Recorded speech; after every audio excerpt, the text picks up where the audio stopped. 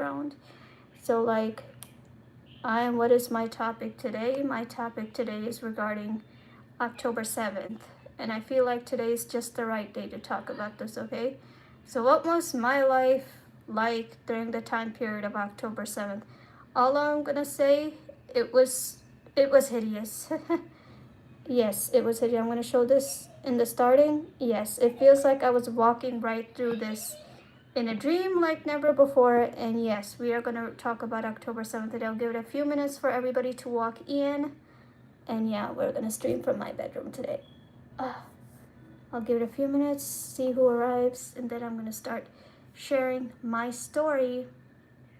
And let me tell you one thing, it was not pretty, and it was not what I actually expected it to be. And all I'm gonna say is sometimes what you're told, it can come to real life, and you can't say much that. Sometimes what you're told, it can come to real life, and you can't say much that. Sometimes what you're told.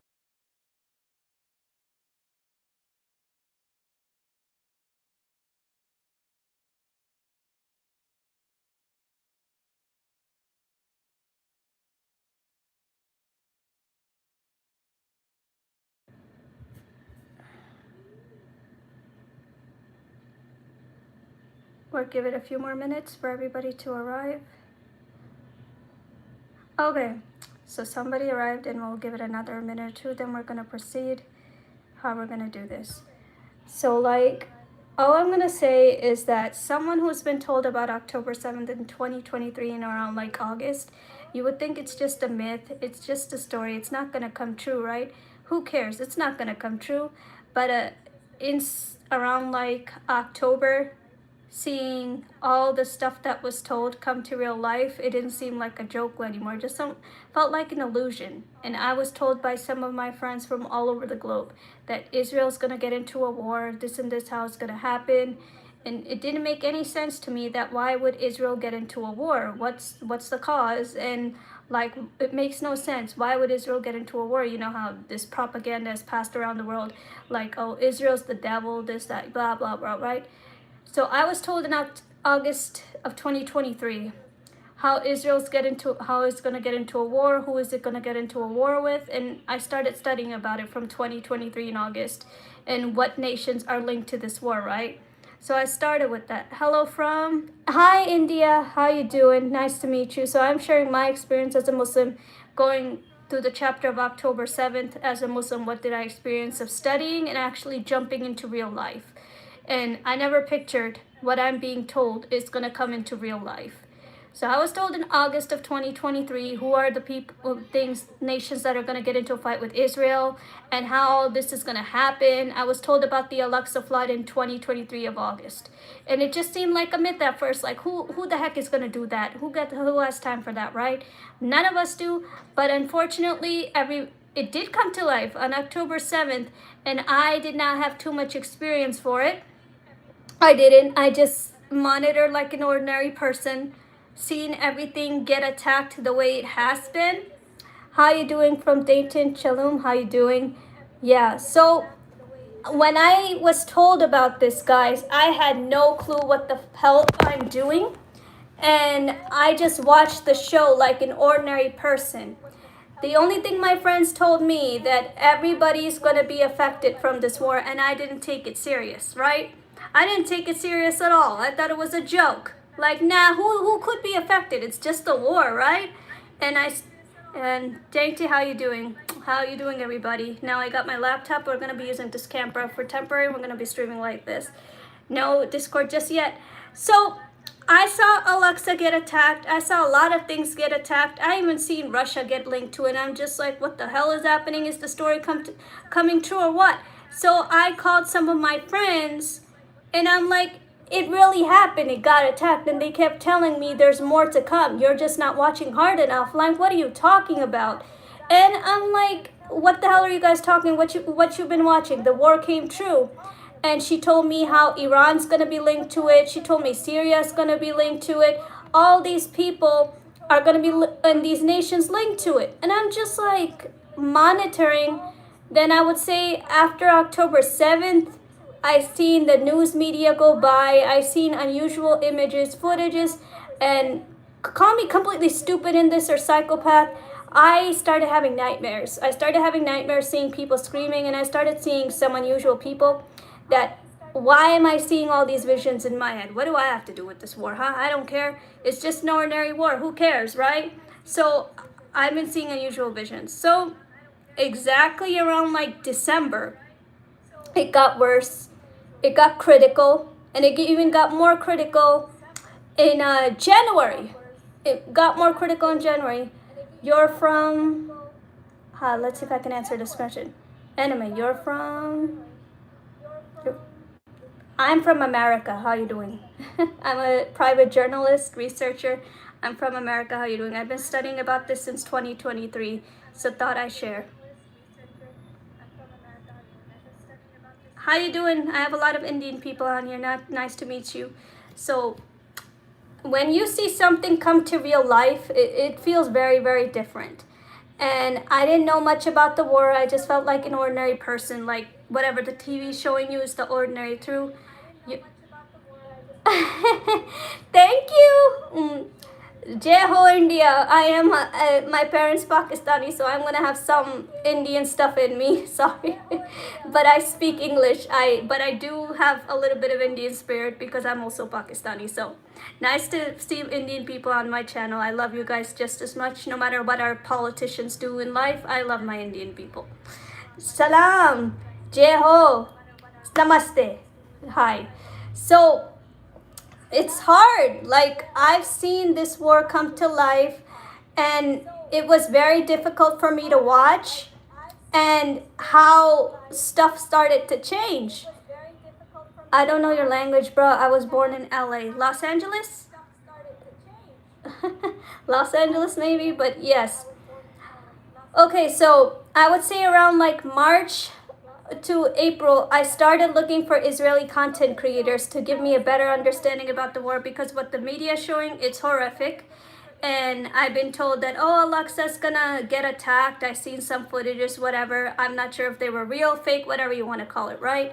So it just started becoming more. But what they didn't tell me is how the Jews are gonna get attacked. That made me feel like really scared of the conflict.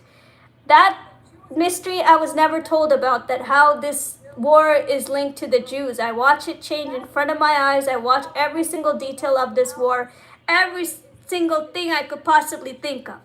Now, when this Hamas propaganda, I studied a little bit about Hamas, that how his war was with destruction of Israel.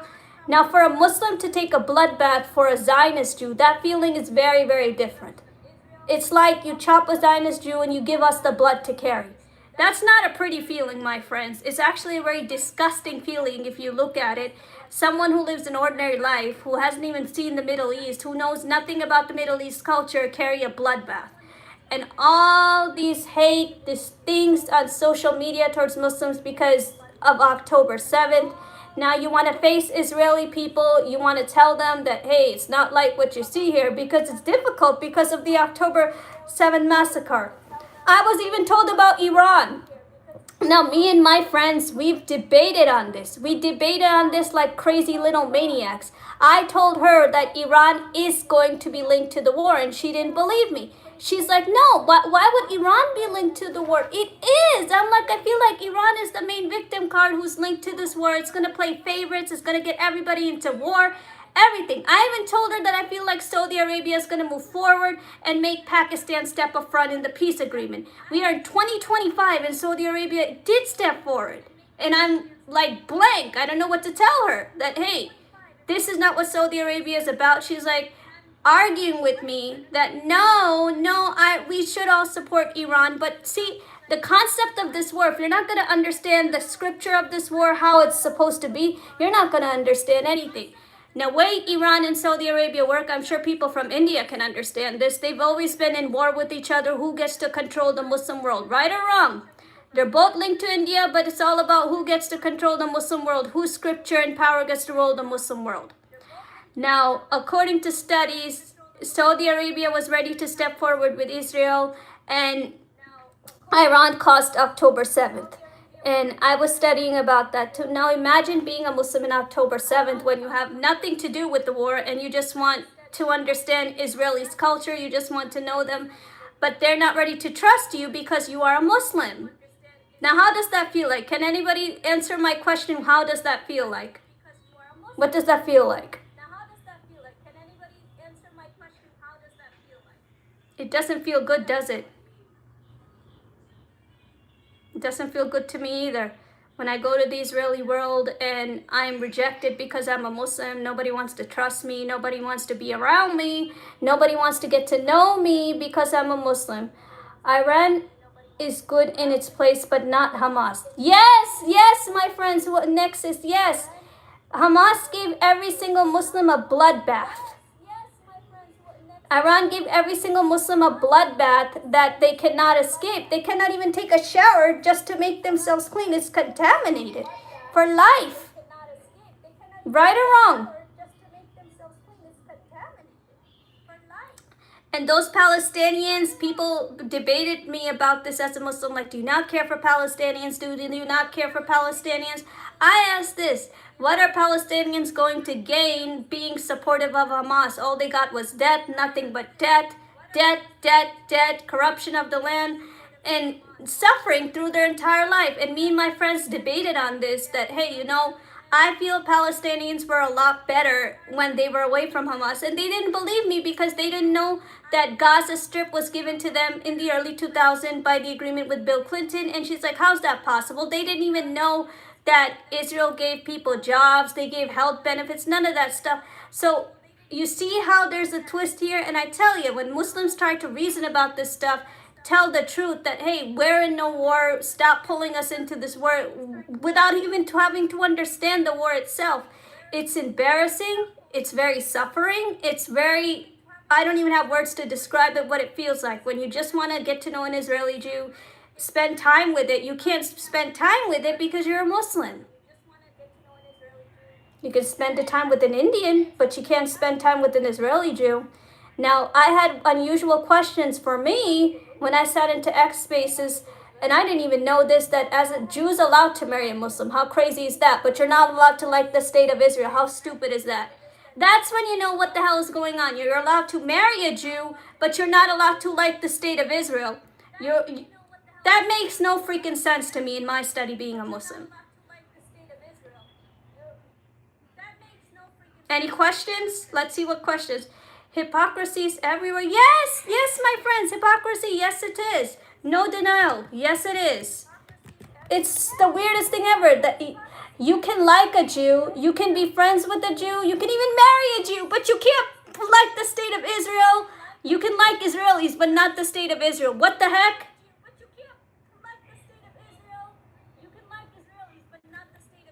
This is nonsense, I tell you. And this is not something I pictured at all. Not at all. It's ridiculous. It's sad. And how I had to deal with Israel's like control my emotions versus the hostages being kidnapped. Yes, I was rejected. I'll be honest. I'm not going to lie to any of my fans. You guys are my family. We talk about everything. Okay, so yes, I did feel a little hurt when some of these Israelis did not want to like trusted me as a Muslim versus a Christian, and didn't even want to welcome me on their channel, other than just being a Discord speaker, but not have a podcast with me, not want to be around me, not want to welcome to me on their channel because I'm a Muslim, But deep down, when you know the truth, okay, this is what it is. It takes a while to realize, but you leave your intentions to God. You do not get any negative feelings. In the end, yes, their hostages was taken. It can be real painful sometimes. It can. No denial. It can be very painful to be 24/7 rejected, not having anybody around you. But in the end, you realize that God will reward you for your strength, and just hold on to your emotions and keep doing what you do. And that's exactly what I did. There have been through phases in my life in this war. When I joined other content creators, I've been part of the other Black community. I've been part of the Traveling Clad. I've just met Zach in the DC event. I met all these people, right? But when I'm asked that, hey, why don't they want to meet you and things like that, what am I supposed to tell them, I don't have that answer. Why don't they want to be around me? Deep down, I know they're not ready to see me because I am a Muslim. and they're not ready to trust my intentions or views, because anything I say or feel because of this narrative around social media, it is a takia. Wow. So if I cry, I feel sad, it is a takia. Could you believe that? Right, guys? Are you saying that I'm not human? Do I not have any feelings? It's going to be a takia if I just share my feelings. Unfortunately, that's what it is right now as a Muslim, being around an Israeli Jew, because they're not going to believe you. They would believe a Christian, they would believe a Hindu, but not me, because I'm a Muslim. And I know my Indian friends can understand that. You know the feeling. You see it, and I've seen so many Indians. I thank you very, very much. I've seen you on X Space to say the truth that Muslim people are good guys. But right now, we are going through the hell of our life the way Hamas is sharing things. He's sharing things that's out of my knowledge, and it makes no sense to me as a Muslim. I'll be honest.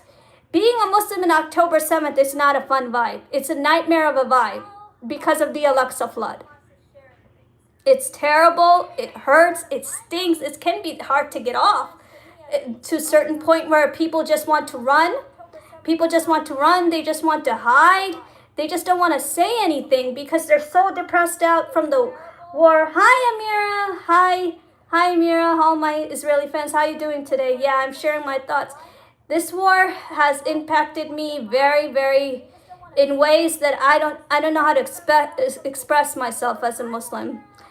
What's it like to hold on to my emotions and pain versus the hostages? It's hard. Yes, it is, because I'm holding on to my body being rejected, but I have to show love anyway. That's pretty much what I'm battling here, you know? It's like you didn't do anything, you mean no harm, you just want to understand the Israelis, but you're not going to be trusted because of the narrative, you know? Not a fun vibe, my friend. It's a really hard vibe. Very, very hard vibe to trespass and like outcome it, you know? But in the end, I realized that God will reward you. Give it some time. It's okay to be rejected. Time will speak for itself, and you do not need to do almost anything to prove your honesty, because honesty comes from being a true person. It doesn't come from your ethnicity. It doesn't come from what religion you believe in. It comes from what type of a person you are. And there's good and bad people in every nation. There's not much you can do about that. Every freaking nation has its things, and we must know our place, you know? And I learned that the hard way. Any questions for me? And that is my topic today, because it was hard for me. It was very hard for me to get through this. I am from Israel. My teacher fought on October 7th and it was murdered. I know. Just thinking about it gives me the creeps, because I was told about October 7th in the August of 2023.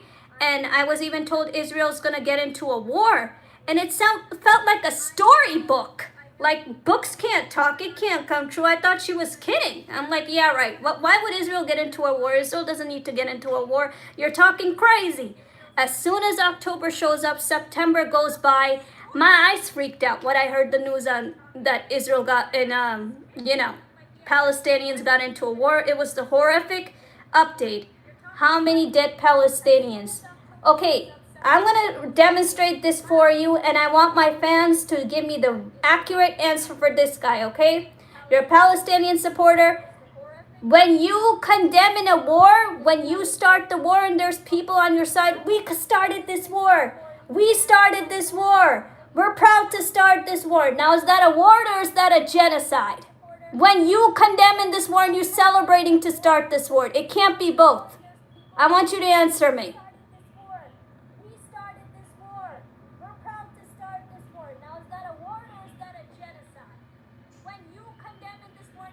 People who do condemn in the genocide, you don't sing on streets that we condemn in this war. You don't sing on streets that we condemn in this war. It can't be both. It's either a war or a genocide. What is it?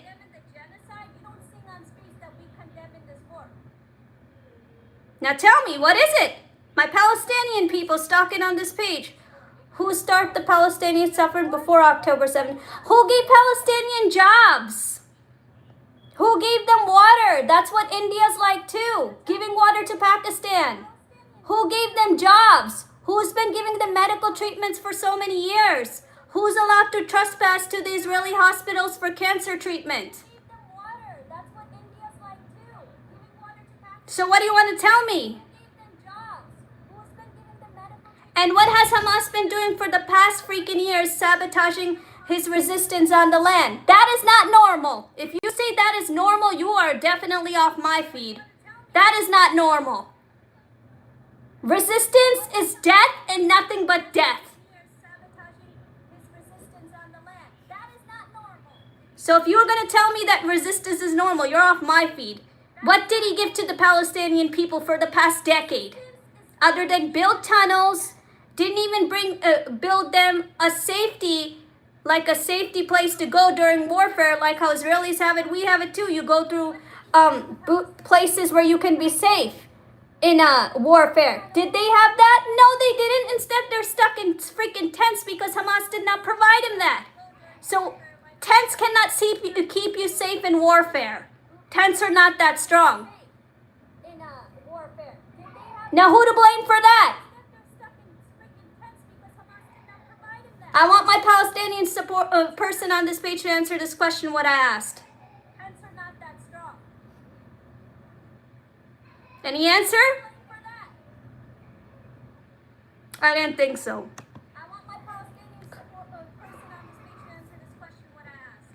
When you run a place, it is your responsibility to provide them shelter. You're supposed to provide them places where they can be safe in warfare. And that's the stuff they didn't get. That's why Israelis survived. They've been warred from Hamas too, but they survived because they had better safety. They had better places to go during the attacks. Palestinians didn't have that. If they had that, they wouldn't be struck by Israeli strikes. Because Hamas never provided them safety places during warfare, they had no place to go. They had better places to go during the attacks. Iran attacked. Why did it? Tell me. Iran attacked too. Yemen attacked. How did Israelis survive? It's because of what the stuff that Israelis leaders gave them. What did Hamas militants give to them? You can't possibly tell me that, oh, they don't care. They cared. It's just their leaders gave them better stuff. What did Hamas do for the past freaking years? Just sit there, eat burgers, and just chew Palestinian money, which comes from Iran, by the way. And you can't possibly tell me that, oh, no, that's not true. You're kidding, right?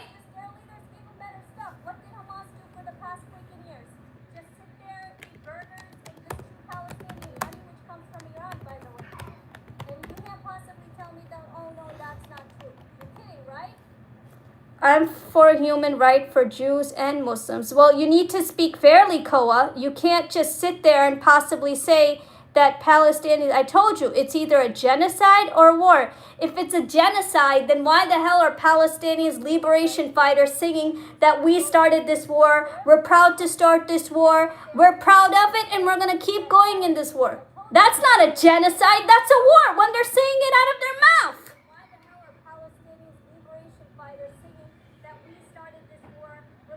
I have that footage. That footage was published in Syria. That's not a genocide, that's a war when they're saying it out of their mouth. And I'm going to share that if necessary. Not humanity and in your health. Humanity, I told you, why couldn't Hamas build them bomb shelters? Why did Israelis survive the war when they got attacked through Iran, Yemen, and Hamas constantly out of these rockets? But what made them survive? Because they had bomb shelters. Why couldn't Palestinians have bomb shelters? So if their homes are being bombed, sabotaged in Israel's war, whatever happened to bomb shelters? Could they not freaking have one for people to go during warfare? You tell me that. Really, I would love to know that. Why couldn't they have a bomb shelter? Why couldn't Hamas provide them a bomb shelter?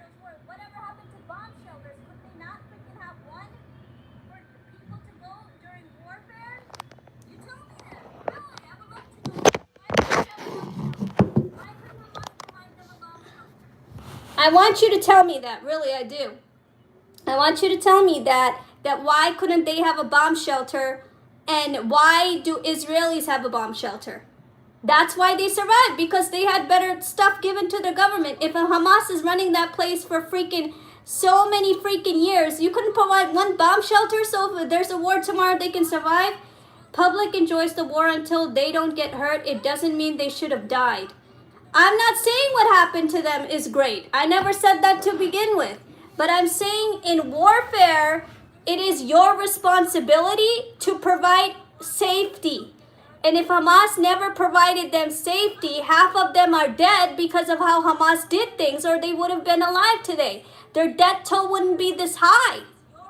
Israelis survived because their leaders have given them that safety and better products. With or without America's help. America's not there to help them every single freaking day. That's their government. There's Arabs in the IDF too. How did they live? Tell me that, please. I would love to know that from somebody off my team. That if there's Arabs on the IDF team, how the heck did they survive? What was given to them that they survived? Somebody, Netanyahu didn't fund Hamas. I can give you sources. I'm going to do it after the stream. It was Iran who funded the war. Netanyahu supported Hamas military maybe in the early 1990s when it was first developed. And Netanyahu supported the development because in the end, if you study a little bit about Israel and Palestinians' history, Gaza was given during the time of Bill Clinton, and that's when Musharraf from Pakistan was linked to that meeting too, that, hey, okay, you guys are on a peace agreement. Netanyahu did support Hamas during the time when it was made, but what Netanyahu didn't picture, it would become violent because throughout the years, Iran funded it. Did anybody know that?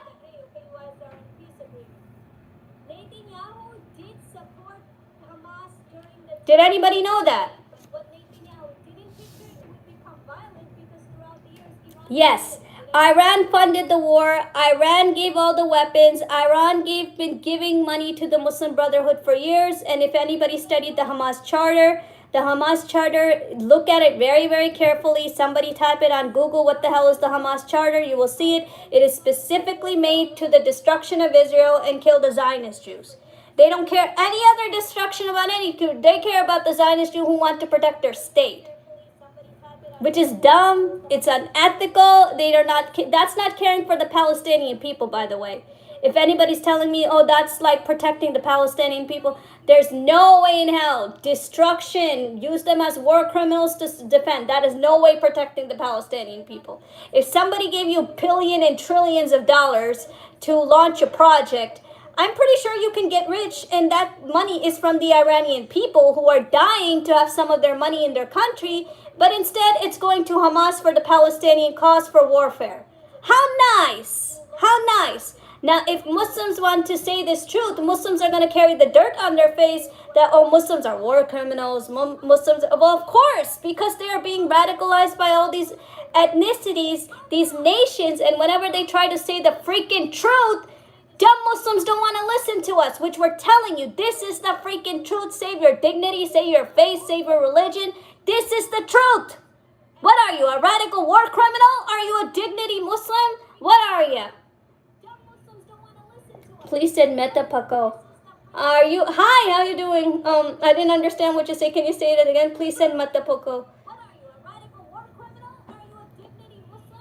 Dignity Muslims will say the truth that we are not about war, we are not about fighting, we don't care related to the Jews, leave our land alone and do anything to stop the violence, which some Palestinians are doing.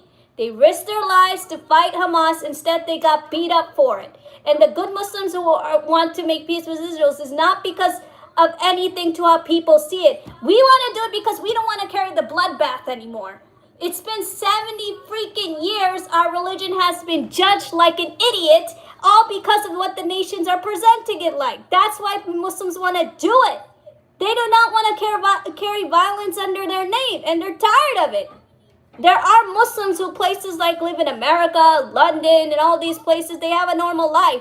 if you're going to see all this retarded violence go around like a freaking jungle, yes, of course they're going to be affected. Whether they live in India, they live in America, they live in UK, they live in Europe, if they're going to see freaking violence is going around by preachers and idiots, it's going to affect their freaking life living there.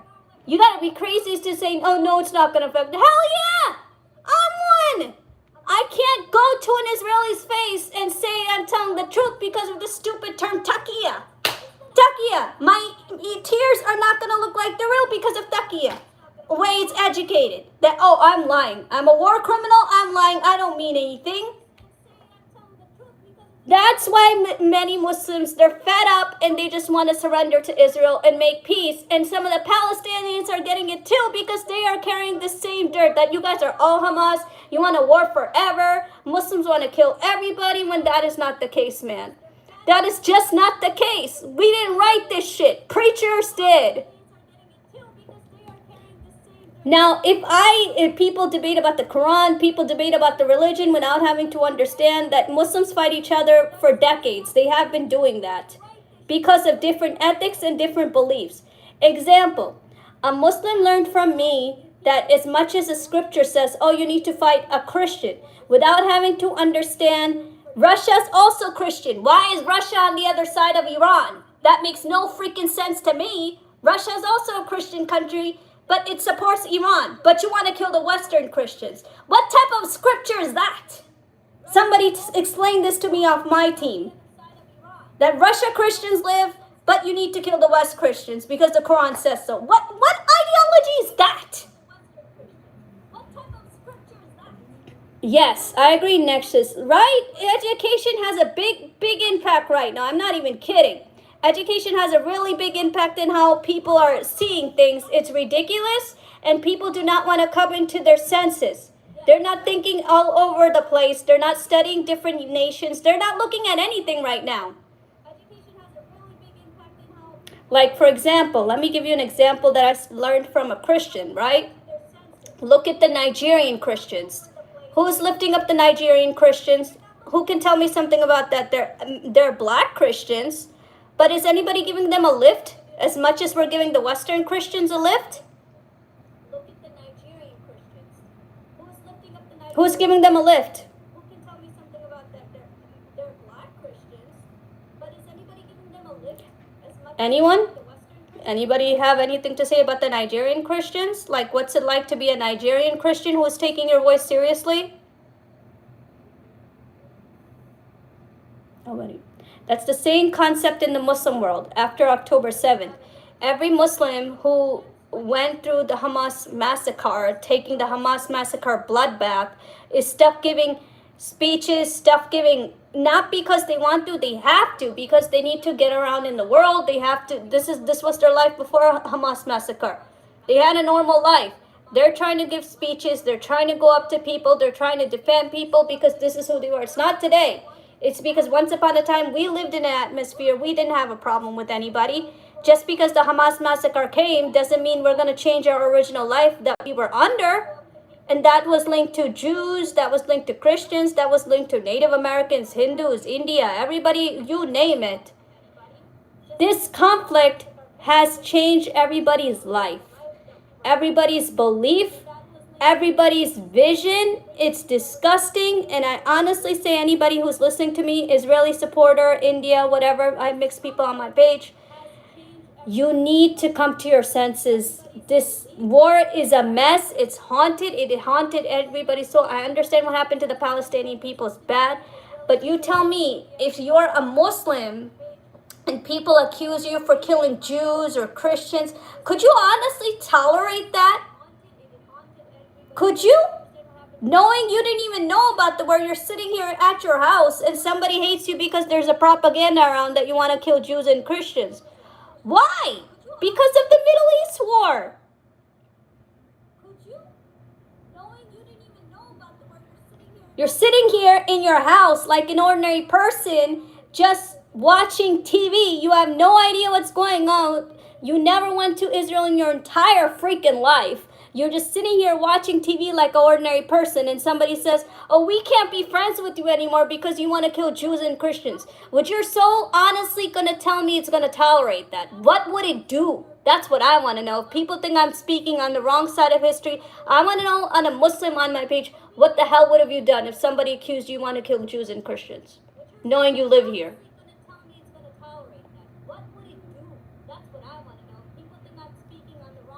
Tell me, what would you have done? Would you degrade them? Would you speak the truth that you don't have a problem with them? Would you fight them? Would you go against them on belief? I really want to know from some of my fans, what would you do? Tell me, what would you have done? Would you degrade them? Would you speak the truth that you don't have a problem with them? Would you fight I'm listening to the best answer out of my viewers. What would you do to really speak the truth? And this is my opinion. Yes, I spoke out, because that is not who I am. I was not raised to hate anybody, and this is not what my lifestyle is.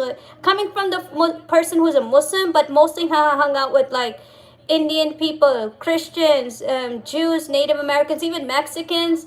And yes, I did invite Muslim people to my house because my families are friends with a lot of Muslim families. Whenever we would have a get-together, I would invite them, but that doesn't mean I would never invite my Christian friends for like a lunch or a get-together, almost anything. So how could I possibly carry this bloodbath? For what? How would I carry this bloodbath knowing what my lifestyle was like?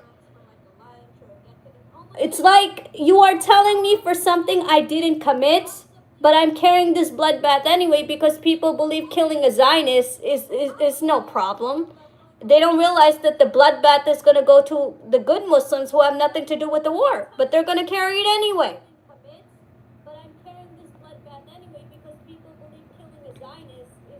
It's not. It's a very difficult chapter being a Muslim after October 7th. I've lived at 9/11. I remember when I was like 15 years old in the high school days. And back when 9/11 began, an ordinary girl who was just a kindergarten student went all the way up to 5th grade. When I entered middle school and 9/11 happened, could you imagine the principal calling me to his office just to investigate me after 9/11? I really want to hear your opinion. Could you imagine that?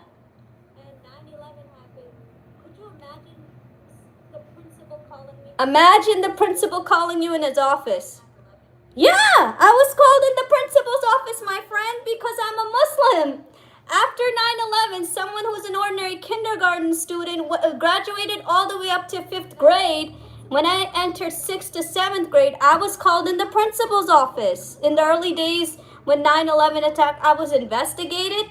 They wanted to look at my backpack. And how old was I? I was like, what, 15 or 16? They wanted to check my backpack, and kids are mocking me in school that, oh, you know where Bin Laden's hiding? You know where Bin Laden's hiding? Things like that. You think for a minute, you didn't even go to Pakistan. Who the heck is that guy? And kids bully you.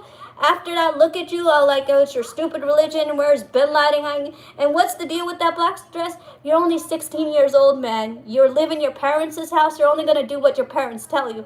How are you supposed to respond to somebody like that? And the principal says, oh, you know, because you're welcome to stay home.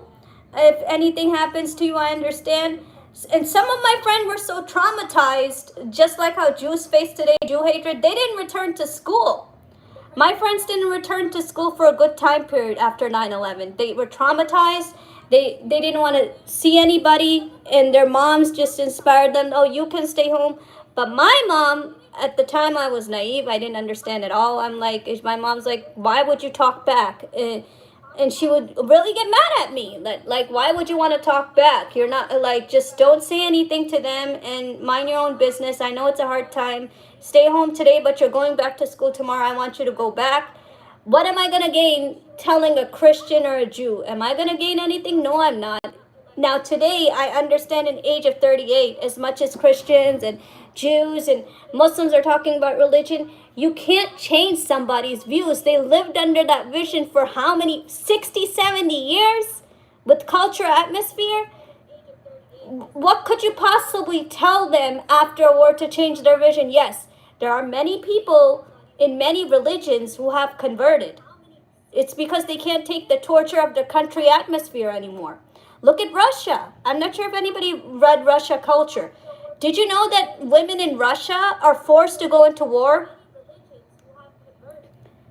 I'm not even from the Middle East, North Africa. I was just wearing a deligible cause, and I like the type of clothes, and happened tendency and 12 years old kids. Yeah, that has an impact on people. But like I said, I was telling this to someone.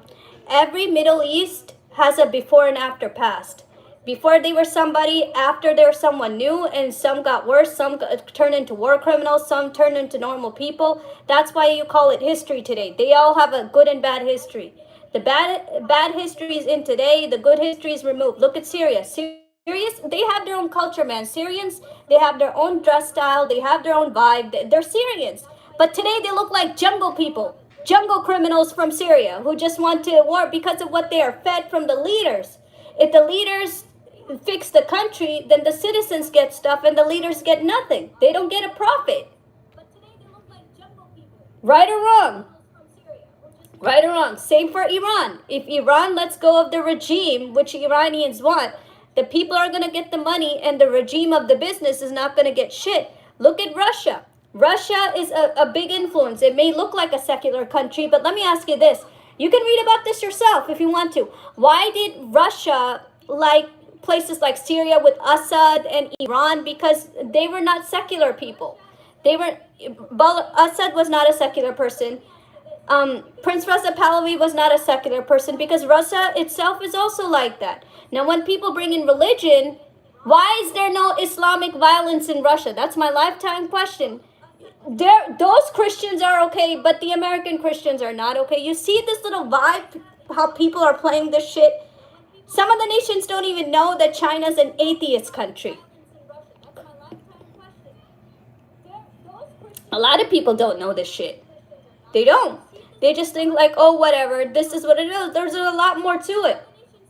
Now, if I live at my house and I have no clue what the Middle East culture is, and I just want to make friends with the Israelis to have a better understanding about their culture, and what's it like to be rejected just because I'm a Muslim? Yeah, it feels different, but in the end, when you're raised proper and you know that, hey, you lived 9/11, your parents told you don't talk back, that's the same way you're going to react in the Israeli culture. So, okay, man, you don't want to be around me, it's cool. I understand. No hard feelings. Time will teach. And that's exactly how I feel during this time period. Yes, I've been with Other Rock. I've been with the Traveling Clad. I've met Zach Sage Fox in public. And I've worked with Anil Ali. All these people are on YouTubers. I've been there. But you know, rejection for me being a Muslim, it's really difficult this time. And how people do not want to be around me. I know Indian people know how I feel because I'm Pakistani due to my parents. But it's a really difficult phase. Someone who grew up in mixed culture people, and I had fun time growing up with my friends. I have no regret with my atmosphere. Nobody ever judged me what to wear, what not to wear, whether it's in Pakistan or here. And today's society, I'm sitting in my house and nobody wants to be around me. How stupid is that? That's today's society. That, oh, you're taqiya, you're not trustworthy, or some people say Mossad's paying you, Khomeini's paying you. I'm just sharing my feelings, man. This is me. It's been me for 38 years. What don't people understand? And they don't want to believe it. They don't. Now, if you're a Christian and you grew up in a mixed culture too, I'm not sure how you're going to feel, but this is society today. And it's terrible. It's terrible. Middle East war has an impact on a lot of people. And some people, now they just want to surrender. They're shaking hands with Israel not because they want to, it's because they can't take this torture anymore. They can't take this hell anymore. I'm not saying what happened to the Palestinian people was great, but they themselves are sick of it. They don't want to deal with it anymore. They want their identity back. They want Gaza back from Hamas. They're saying it. They just want Gaza back. They don't even want a war anymore. They want Gaza back from Hamas. Why? Because it's torture and abuse. When your leaders use you like this and you get the bloodbath, life just doesn't feel the same anymore. It may seem like a joke at first, but it doesn't. It doesn't. It feels like a nightmare when it will go away. And that's exactly how I felt on October 7th. I felt I came here to make loyalty, fix hearts, and listen to another side, see what they have to say, hear their pain, like what exactly is happening, what is the media showing. I remember around, like, I would say November. Okay, I'm not even sure if the internet has this documentary anymore. I was just a normal person watching my computer screen, seeing Israelis cry like, oh, I don't understand why the world's mad at us. We were just living a normal, we didn't even do anything. And because of the stuff that's told on the media, I'm just like looking at, like, I felt like ordinary person. Maybe that's not true because of all the destruction and everything. But what made me turn around and listen? Every place has a side, right? And we have to understand the side. And when I actually took my chances and get to know the other side, yeah, I felt different. But what I didn't know is it's going to cost my identity for being trusted. I'm being honest with my fans. I did not know that. If I knew, if somebody told me that right now Israelis don't feel like great for Muslims, maybe I would hold my emotions and not come. But sometimes it's a challenge and you have to face it. You can't be the selfish one and hate someone knowing this happened. Sometimes you hold on to your emotions and just go with it. And for me, it was hard. Yes, it was very hard knowing what I lived in 9/11. And I missed my Averill Park friends from like Albany, New York. I went to Colony Central High School in Albany, right? And I missed my friends from Wynneskill. Now, Wynneskill was like a small, tiny village area, right, where I went to school. It was more land and things like that. But Israel goes to the next level. This shouldn't happen. Nobody wants anything going to the next level, my friend. Nothing. It's nothing but horror and horror and horror. That's all I'm going to say to you, because right now the Arab nations are involved and they're hoping Hamas says yes, and they're hoping they don't have to be the victim cards to war. They're really praying for that, because this time, if it does not work with Hamas, they're going to be linked to support Israel, and that is something they don't have a choice. They just have to do it because too many people are affected. So this next chapter, nobody wants. Everybody just wants one simple answer: is give the hostages back. That's it. No ifs, ands, or buts. Just do it, because if it doesn't, it's more horror to come, and that's going to affect more, and that's going to open new boxes of worms that nobody's ready for. I promise you that. Nobody's ready for the shit. What's ahead? Nobody. So I tell this to my fans: if you're a Christian on my channel, when I went to Anila's conference yesterday, I'm going to share that link when I spoke in her conference. You're welcome to watch it. I have not seen a Christian speaker. How amazing is that? There was not really a Christian speaker on her channel. There was Jews, there were Muslims, but not the Christian speakers. Because right now, Christians, they feel divided, okay? Some Christians are having some stuff with themselves. Some are having disagreements with each other. Some don't support Israel. Some do support Israel. Some are having many disagreements with one another. But that's the same storm that the Muslims faced. Even right now, there's so many Muslims debating each other. Like, oh, how could you go against the Palestinian people? Or how could you support Israel? But they don't understand. We're just tired of it, man. We've been suffering this thing for freaking 70 years, what the leaders want to do, how the leaders want to develop another war. I'll give you the biggest example of all. Back in the day, when Kuwait, Saddam Hussein invaded Kuwait, that was America who took a stand for Kuwait. Now, people bomb blast America all the time, like, oh, how could America do this, da, da, da. What they don't understand is Kuwait has independence and it's state today because of America's help, or it was busted. Iraq, during the days of Saddam Hussein, it wanted to kill it. How crazy is that? I asked that to a Muslim, anybody Muslim on my channel. And those who accuse America, oh, look at what happened to Iraq. Let me ask you something. If America didn't support Iraq, do you really think Iraq could survive on its own against Afghanistan or Iran, who it got into a war with? I don't think Iraq can make it by itself. It's not that powerful. According to ethics, the only nations that are powerful enough for military service is Turkey, Iran, Pakistan, and Saudi Arabia, 4th place. That's it. Every other 67 military countries, they don't have shit. They don't have shit. It's just these 4 countries who have okay military to survive. If you don't have okay military to survive, how are you going to survive the war? So, of course, you need a backup country to protect you. When it's war, there's going to be damages. That's why they tell you don't do it. Who's going to fix the damages? And that costs millions of dollars out of your nations to fix it. And nobody wants to do that shit. Just like when you don't want to pay someone's bills who lives with you. Could you pay your roommate's bills? If your roommate's sick and he can't pay you right now, could you pay his bills? Millions of dollars out of your nations to fix it. And nobody wants to do that. Be honest. Could you pay your roommate's bills? Anybody? Would you pay your roommate's bills knowing that your roommate can't pay you right now, but it's living with you and it's supporting you for like financial and covering the rent? But if it is sick and it can't pay you right now, you would be stuck paying for its rent, right? That's exactly how warfare is. There's the big league, and then there's a backup team to support you for defense. That's exactly how warfare is. And I say this again, October 7th was not an easy life for a Muslim. I tell you, it was, every Muslim has been affected in different ways. Because someone who lives an ordinary life, like you see my bedroom, like you see me talk, we didn't expect that our life to change this way. We just expected it's an ordinary thing and people would not be affected this hard to a point that you can't even shake hands with one. And it's back to phase one. It's like, oh, but you believe in Islam, we can't be friends with you. Oh, you believe in this, we can't be around. A simple freaking lunch. You can't even come with me for a lunch, God damn it, because I'm a Muslim. How crazy is that? So yeah, I'm going to miss my old life. I'm going to miss my life for the people who knew me forever. It doesn't matter if you're a Jew or Christian, whatever. Those are the people I grew up with. And then I come to Middle East culture. Nobody wants to be around me because I'm a Muslim.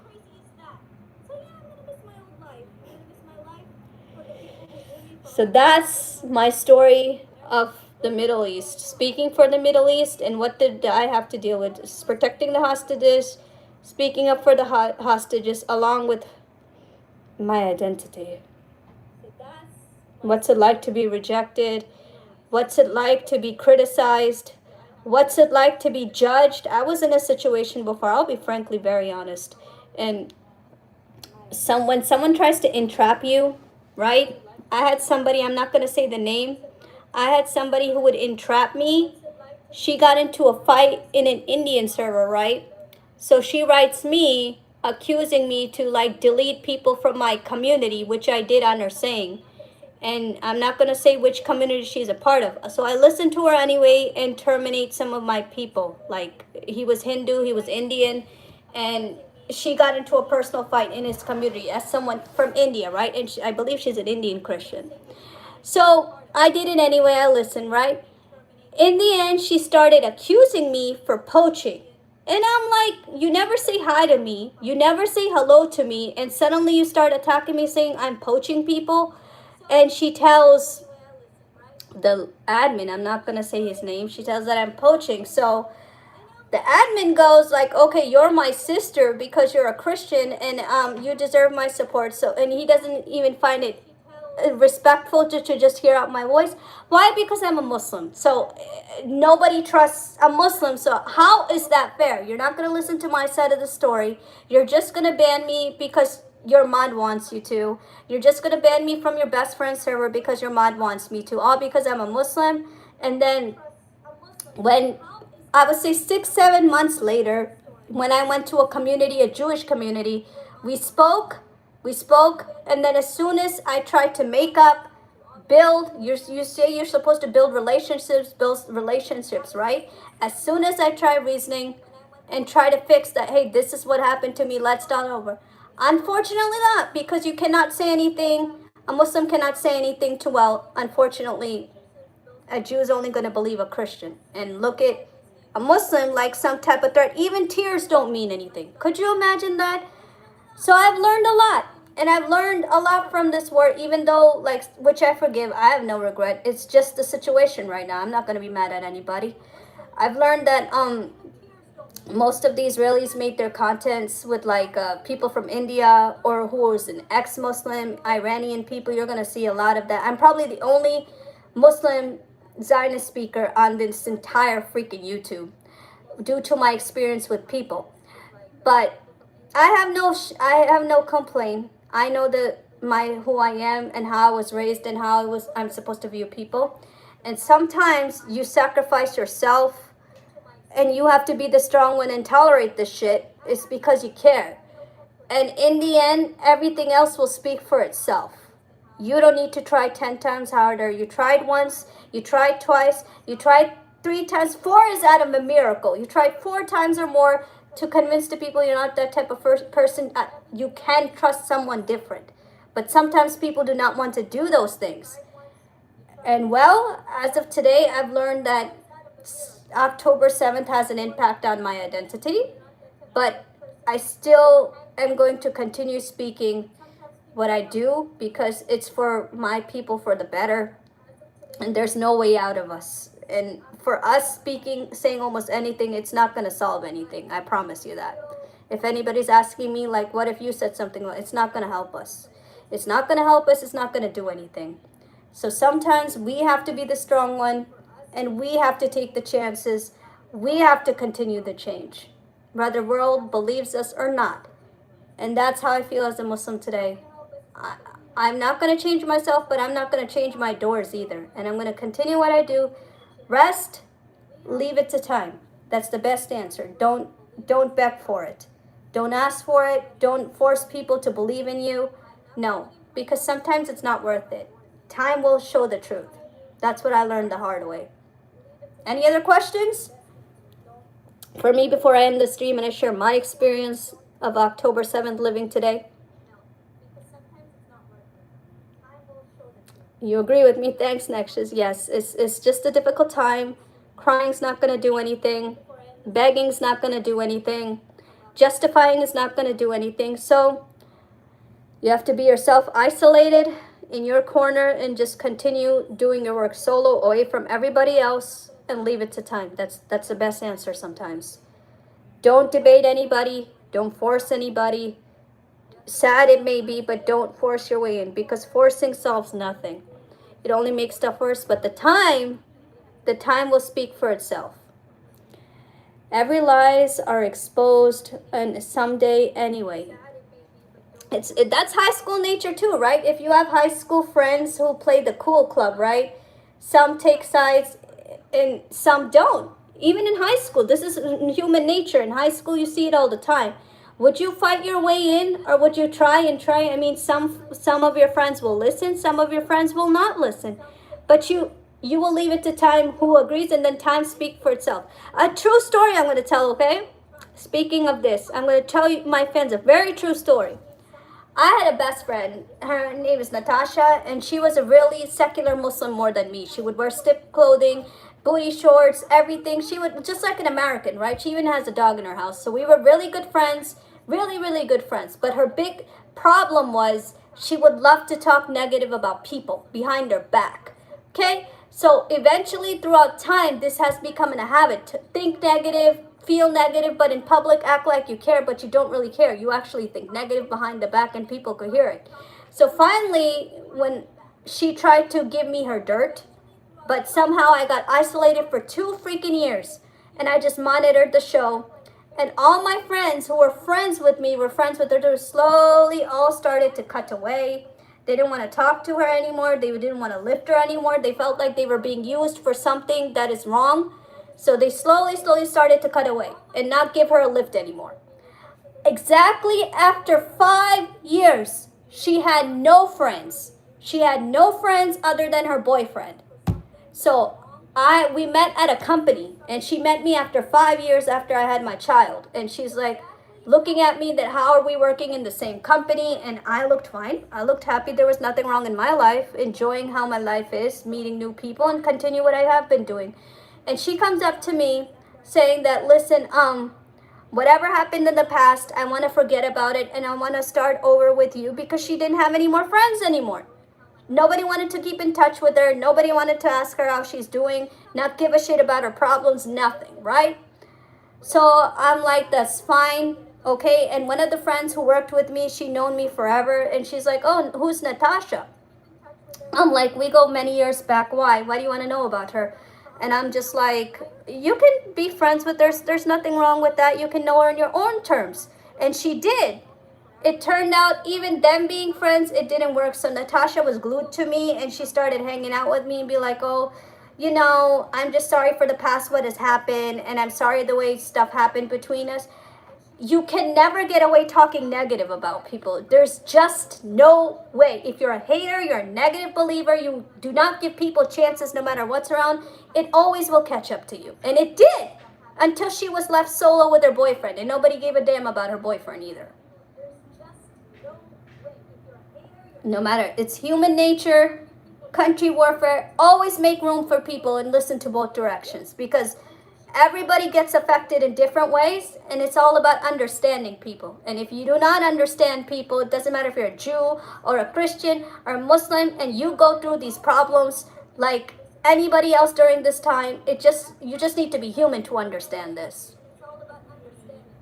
Right now, I'm telling you, I feel really bad for the Christian community, and I want to help my friend, but I don't know what to say because she's going through a dilemma with so many Christians. Where do I begin? What do I say? But we live it too in the Muslim world, and that's also in human nature. Do not be a negative believer. It will never win. It can't win, because that's not what God has said in any of these books. You have to be an open-minded person. You have to learn to make room.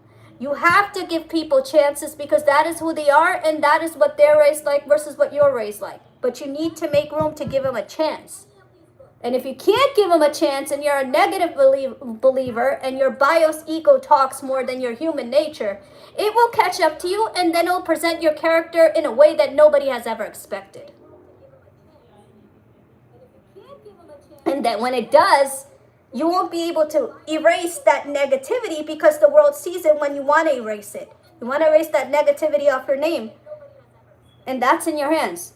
Keep it or change it. And some people like keeping their negativity and believe in negativity and have a biased ego towards negativity, wow, and not make room to know new people with a vision. Then okay, then negativity, it will catch up. It always does. And that's what I want my fans to learn. That October 7th has affected everyone. It affected Christians' belief. It affected the Muslims' belief, who took a bloodbath. And Palestinians' crimes the Muslims are taking because of the bloodbath due to Hamas. Israelis are affected because the Jews outside, not all of them believe him, unless if you're an Israeli Jew. It affected everyone in belief ways that people never pictured. People are being criticized. Christians are being divided. Christians are not being heard to, if you look at it. I feel terrible for them. They're divided. Nobody's even taking the importance to see what a Christian has to say, because they're divided. They're divided. Christians are divided. They have different visions in different worlds. And in this time period, you just need to be human and understand how to walk through this war than to hate people. That's my best advice to everybody for October 7th. Do not play sides. Think of statistics how to go through this, but don't play sides. It's not going to get you nowhere. It's not going to solve your problem, because there's many disagreements around the world. And I gave you the biggest one. Who's lifting up the Nigerian people? Who? Some agree with them, some don't. Some's not taking them seriously.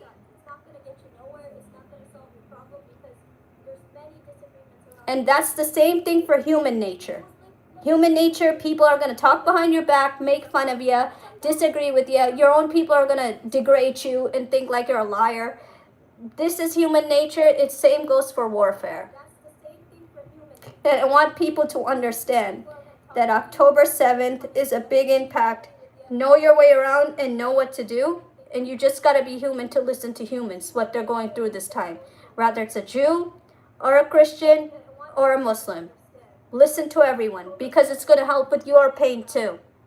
To know that somebody's feeling the same way as you are. If you're not going to talk to them, you are never going to know. And in our own worlds, whether it's a Jew, Christian, or Muslim, there's many people who disagree with our own world. That should not be a problem. Name who didn't agree with in our own world. We get into fights all the time. Our own people don't agree with us to many things. We get into fights all the time. But that doesn't mean somebody away from our circle is not going through the same problem. They are. You just got to have a reasonable conversation with them to understand their vision. Right or wrong? Any other questions before I exit out today? In my experience being a Muslim in October 7th, I'm supposed to go for a travel visit maybe in December. I'll be sharing that soon. But does anybody have any questions for me? Specific questions that I can answer before I exit out. Remember, your own circle is always going to disagree with you. Never feel like your own circle is going to ever agree with you. That's rare out of a million cases. Your circle is going to disagree with you all the time. But to know other circles, you just need to hear their point of view and hear their point of view to see how it can work in your circle. That's how we blend in, or why blend in? If we're not going to listen to other circles and their taste and vision, how are we supposed to blend in? And the world is all about blending in. It's not about being divided. It's about blending in with everybody's traditions, culture, no matter where you live. I mean, look at this. White and black people, they have good times and they have bad times. Same for other nations. There's people who war each other all the freaking time. And there's not much you can do about them. Same for white and black people. I mean, look at this. It's in front of you. Look at the Nigerian people. Is anybody has given them a voice yet? Nigerian are black Christians. And I've spoken to my friend who is black. And I asked her too, you're an American and you're a black Christian. You want to know what she told me as a Christian? I'm sharing it. She's my best friend and she's black. And she told me that, you know, America's not really going to lift up Nigerian people, and like, she's an American. I'm like looking at her, you're a Christian, right? Why wouldn't you say that for another Christian in Nigeria? And she tells me, well, it's because I'm black and white people have a better say in America than black people do. And I'm not sure if white people are going to lift up the black Christians over there. And I'm just like, what am I supposed to say?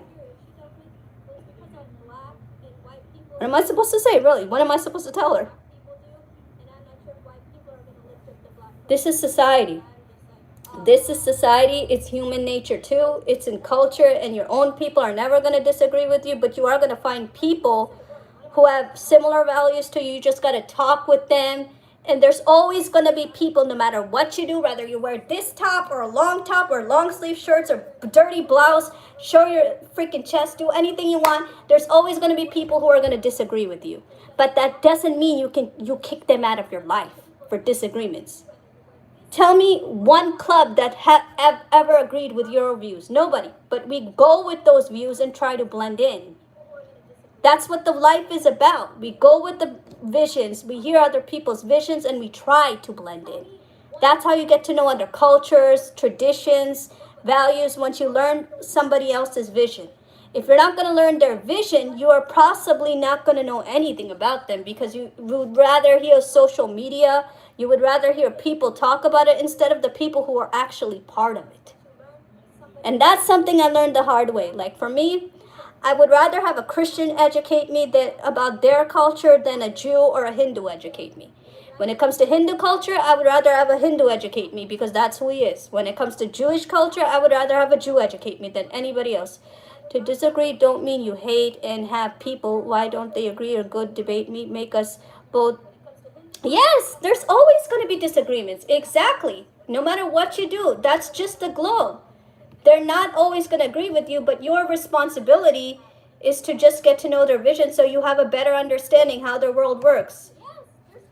It's always going to be like that, right or wrong. There's going to be people who disagree with you all the time, but that doesn't mean you're going to kick them out of your life just for a disagreement. You're not going to kick them out just for disagreements. That's not how the world is made. Any other questions before I close out the stream? Specific questions for October 7th, how you guys felt? Anybody, it doesn't matter if you're Hindu, Jew, Christian on my channel. Do you have specific feeling that you want to share regarding October 7th that you feel was affected your life? Before I exit the stream out, I think it would be a good time to tell me, and I can give you my opinion in your shoes. If you have a question for me, I shared mine. Being a Muslim on October 7th, it's not a pretty feeling. It's actually a nightmare. It may seem good. It may seem like a joke, but it's actually a nightmare. Bad resistance, weirdo, radical people can say what they want, but an ordinary human living an ordinary life, being a mother and being friends with people, right now it's a nightmare.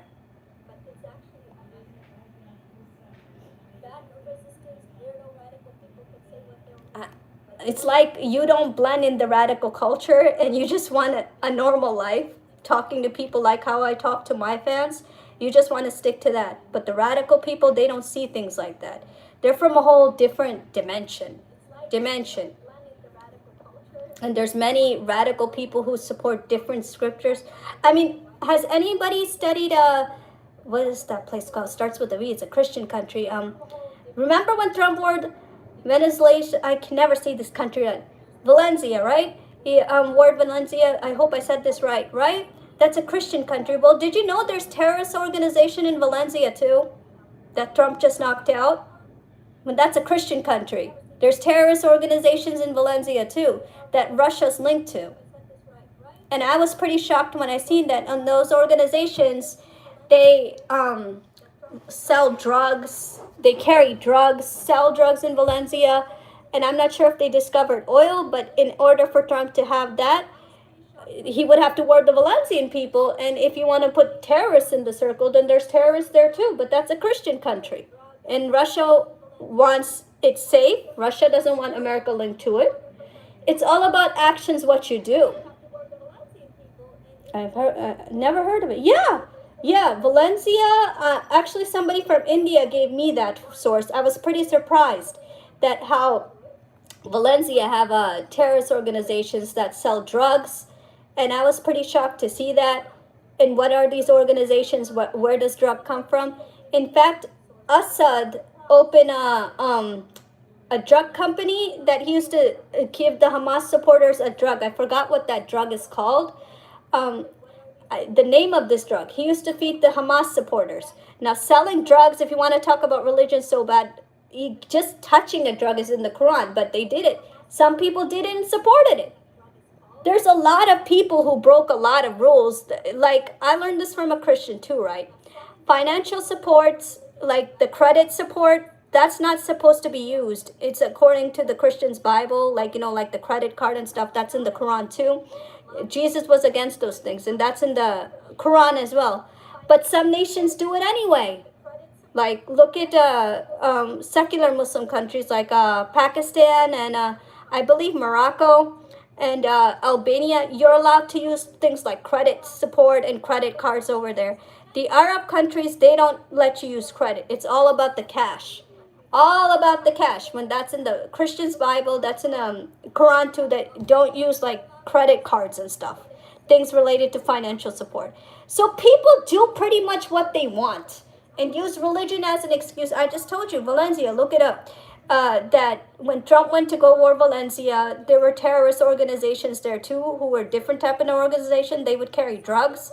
But in order to have oil from Valencia, he would have to trespass those terrorist organizations. Now that means more now, doesn't it? Well, knowing that Russia's linked over there. So the world, it's pretty chaotic. If you want to talk about religion, it's useless to talk about religion without having to understand who's been breaking policies. And everybody's been breaking policies. I wouldn't say there's one religion person who has never broken one rule. Many people broken a lot of rules. A lot. And trying to use religion as an scapegoat. There's many people who broken rules, what the religion is for, but broken the rules for their own purpose. Many nations done that. Many. Any other questions? If you have specific questions, I would be happy to answer before I exit out the stream. This is the time to ask me regarding October 7th. And just remember what I said. Don't use religion as an excuse, because there's many nations who broken what the Bible said, what the Quran said, and they have made their way rich. They may have hold like Allahu Akbar, or in the name of Jesus, or in the name of Isham. Oh, we're doing this. But a lot of the stuff they're doing is not even stated in the book itself and the way they're using it. When did the book say you're allowed to sell drugs and let your nations rely on drugs? Maybe the one who never sinned through the first stone. Everybody's going to face that alone, my friend. Everybody. There's not going to be one person who's going to be questioned for your sin. I was telling this to my friend. I believe she's a Protestant Christian, right? I asked her really openly. So let's say if somebody wanted to steal tomorrow. Let's say people wanted to steal money. The first time you are forgiven. Second time, another forgiven. But if you make it a habit to steal money and get rich the illegal way, now would Jesus carry that crime for you? Because for us, it's deep punishment. And she didn't know what to tell me. For a Muslim, it's deep punishment to steal. So if you choose to steal money and get rich the illegal way, cheat people off of, because I see someone do that. And she was caught, and now she's under investigation. When she's like, what, 2 minutes away from my house? She cheated people. She cheated students into a medical business, ripped them off like $6,000-7,000 cash, lying to the state that, I run a LLC, a non-profit organization. I don't make that much money. I can't pay taxes. Here you're sitting here going vacation every 4 or 5 months with $6,000-7,000 off of people, ripping them off and feeling proud about it and lying to the state. Now, if you want to hold the Bible, I want to ask one Christian, when is this crime forgiven? Is this right? Ripping people off $6,000-7,000 and you ripping them off the illegal way, cheating them, frauding them, and you lose connection with them after you rob their money. Now, would Jesus really forgive for that?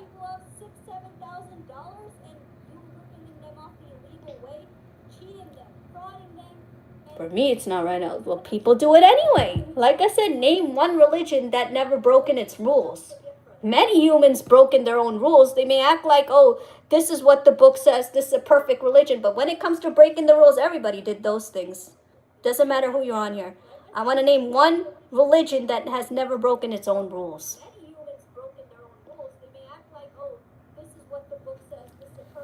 All people done that. And I'm telling you, it was shameful. It's sad. So many students in 2 years, they're stuck asking who can fix their license when she went under investigation. So let's say you have 5 students, right? Anybody got a calculator? You got 5 students and you charge them $5,000 each and telling the state you're a nonprofit agency. How much did you rip off the people? And now those same people are trying to get in touch with you for help. You run off with the money and you'll change all your connection, your communication, everything. They can't get a hold of you. So they've been cheated, they've been frauded, and they have nobody to go to but the state. Now, would the Bible condemning you to do this is right? For us, it's haram for sure. But yeah, is this right? Ripping so many innocent families off. Now, would Jesus forgive for that? Ripping so many innocent families off for money.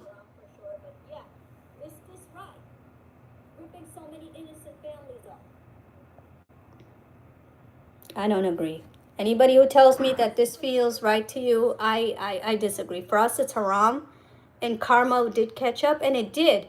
Now, I've heard that she went under investigation, and I have not heard from this lady. I trespass this school all the time to see if somebody's in there, and I have not seen her.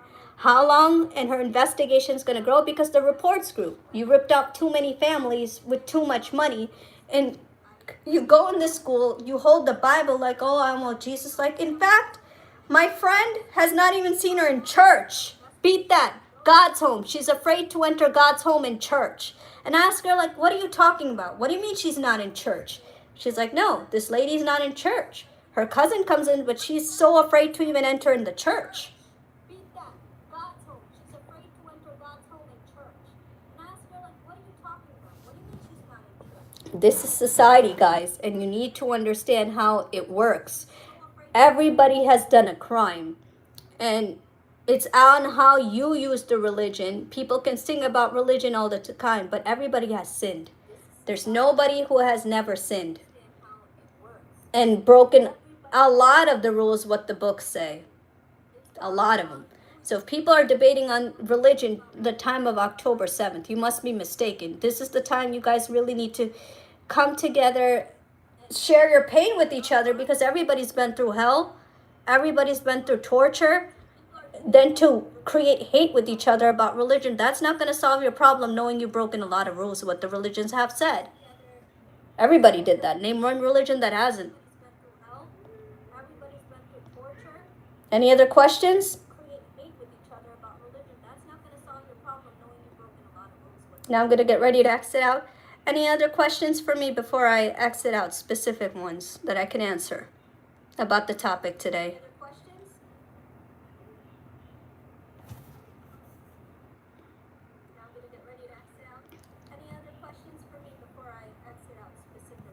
I hope everybody understands today, and I hope you guys have a wonderful day. I really do. Until next time, right now I've been busy in meetings because I'm waiting for some information regarding the nations, and I don't have any accurate information yet before I do my next stream. When I do, I'll meet you guys. And right now my camera is doing okay, so yeah, I'm gonna get ready to close the stream. And if you guys have any other questions, I'm gonna get a second monitor too. So right now I found a new stream app. I haven't done the testing yet because I've been busy with conferences, but I found one. So like once I get that activated, I'll be able to, you know, proceed with a lot of things, and I can easily get you guys like to do podcasts again. And if you guys would like to support me, you don't need to support me with money, but yeah, do enter my Discord community.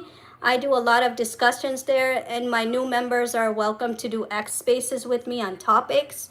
So if you guys have any concerns or specific things that you guys want to talk about, I would say this would be the time that you come in my community, and there's many people to talk to, and we will work things out. Till then, you guys feel free to join my community. And I was streaming the other day from my server. When I went to Anila's conference, I shared that on my stream.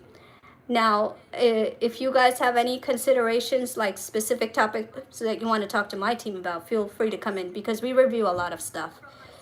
Things from the globe, Israel, normal facts, and we do this on a Discord community, and we also do it on X Spaces. So feel free to come in, enter in, and I'll be happy to assist you guys with a lot of things. So please, you don't have to support me financially. I don't want money from my fans. Nobody's going to pay me. But if you want to support me, just come in my Discord community. It's going to help. But other than that, till then, next time, guys, I'm waiting for more information from the nations, what's meant to happen next, and I'll be happy to review with you guys if I get an update. I'm right now busy in conferences. So I'll be back again, and I thought I might celebrate today's day of October 7th, how it has an impact on many people. But take care, guys, and please do come in my Discord community so I can get to know you guys a little bit better in a conversation in my community. Take care. Please do come in. Take care. Bye-bye. It's October 8th here. Yeah, I know. Our day's just about to end here, too, in America. Enjoy, people from India, Israel, any other Muslim members here, people from America, other Christians from around the globe, everybody who's on my channel. I would love to get to know you more. Please join the community, and take care till I update my next stream. Bye-bye, guys.